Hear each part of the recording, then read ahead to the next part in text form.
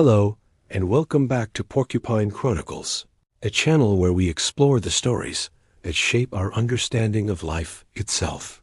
We've journeyed through tales of redemption and wrestled with the shadows of guilt. But tonight, we turn to a different kind of story. We're going to meet a man who finds his peace not in some distant heaven, but in the profoundly simple, earthly act of pushing a stone. This is the strange and beautiful serenity of Albert Camus and his timeless meditation on meaning. The myth of Sisyphus. Camus starts his essay with a question that has haunted humanity for millennia, a question older than philosophy itself. Why should we continue to live when life seems to offer no ultimate, preordained meaning? He doesn't shy away from this discomfort. In fact, he gives it a name: the absurd. Imagine standing on a cliff edge, shouting questions into a vast, silent canyon. That's the human condition. On one side, there's our deep, unshakable hunger for reason, for purpose, for a grand cosmic explanation. On the other side, there's the universe, which meets our questions with a profound and indifferent silence. This clash, this tension between our need for meaning and the world's refusal to provide it, is what Camus calls the absurd. To be human is to be a creature that searches for a script, a purpose written into the stars. But to exist in this universe is to realize there is no script written for us. But here is the crucial part. Camus insists that the absurd is not a reason for despair. It's not the end of the conversation.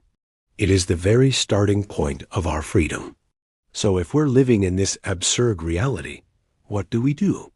How do we cope with this fundamental disconnect? Camus is very clear. We cannot escape it. He examines the common escape routes people take. Some turn to religion, making a leap of faith to believe in a higher power that gives life meaning. Camus respects this, but for him, it's a way of dodging the problem, not solving it.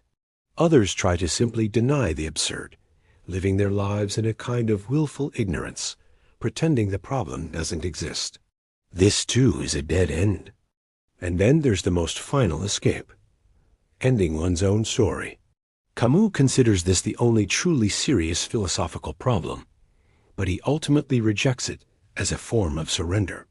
Instead of running, denying, or surrendering, Camus proposes a third way: rebellion. We must face the absurd, fully awake, with our eyes wide open. To illustrate this, he introduces us to his ultimate hero, Sisyphus. You probably know the story. As punishment from the gods, Sisyphus is condemned for all eternity to roll a massive boulder up a steep hill. He strains, he sweats, he pushes with every fiber of his being, and just as he reaches the summit, the rock inevitably tumbles back down to the bottom. He then has to walk back down, only to begin the same futile task all over again. It is the definition of endless, pointless labor, a vision of hell. And yet, in the face of this eternal punishment, Camus delivers one of the most powerful and provocative lines in all of philosophy. One must imagine Sisyphus happy. Happy? How could anyone be happy in such a condition?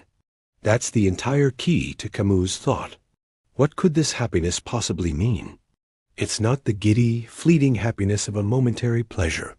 It's something deeper, more resilient. It is the joy of consciousness. Sisyphus is happy because he is fully aware of his fate. He knows the rock will roll down. He knows his labor is, by any external measure, pointless. There is no illusion. The gods think they have punished him, but Sisyphus turns their punishment into his triumph. The moment he accepts his fate, he becomes its master. He is no longer just a victim of the gods. He is the man who pushes the rock. The mountain becomes his kingdom. The rock, his personal object. The struggle itself becomes his task, his proof of being alive, his reason for being. This is the rebellion Camus speaks of. It's not about shouting curses at the sky or trying to break the chains. It's about looking your fate directly in the eye and smiling.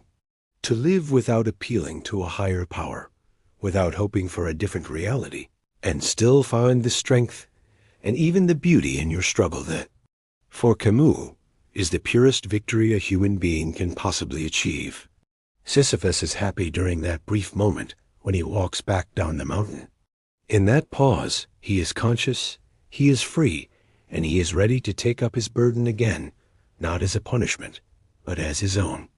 Now you might be thinking, this is a fascinating myth from ancient Greece, but what does it have to do with me? With us? Here and now? Camus' point is that this myth is not ancient at all. It is our story. Each of us is Sisyphus. Each morning alarm that pulls us from sleep, each commute to a job we've done 1,000 times, each repetition of effort in our relationships, our work, our passions, each return to a task we thought we had finally finished. These are our modern boulders. We push them every single day. We clean the house only for it to get messy again. We answer emails only to find our inbox full the next morning. We work towards a goal, and upon reaching it, find a new, even steeper hill to climb. But unlike Sisyphus in the original myth, we have a choice. We can see these tasks as meaningless burdens, as a cosmic joke played on us, or we can find a kind of grace in them.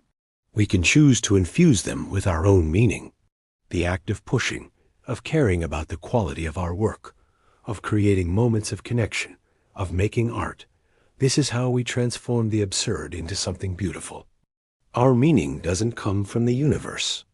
It comes from our conscious choice to engage with it, to rebel against its silence by creating our own song.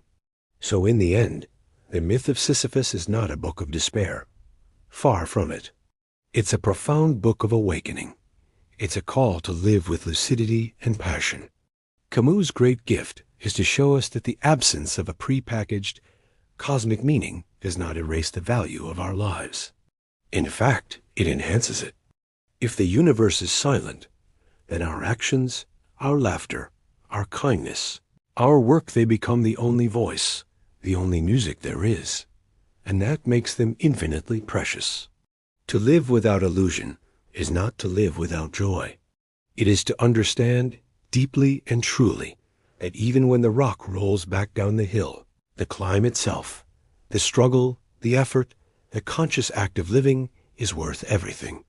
The meaning of life is whatever you're doing right now that prevents you from ending it. And in that simple, powerful truth, we can all, like Sisyphus, find our own reasons to be happy. Thank you for joining me on this climb. Until next time, be well. And if you found meaning in our discussion today, consider subscribing and joining the Porcupine Chronicles community. We have many more hills to climb together.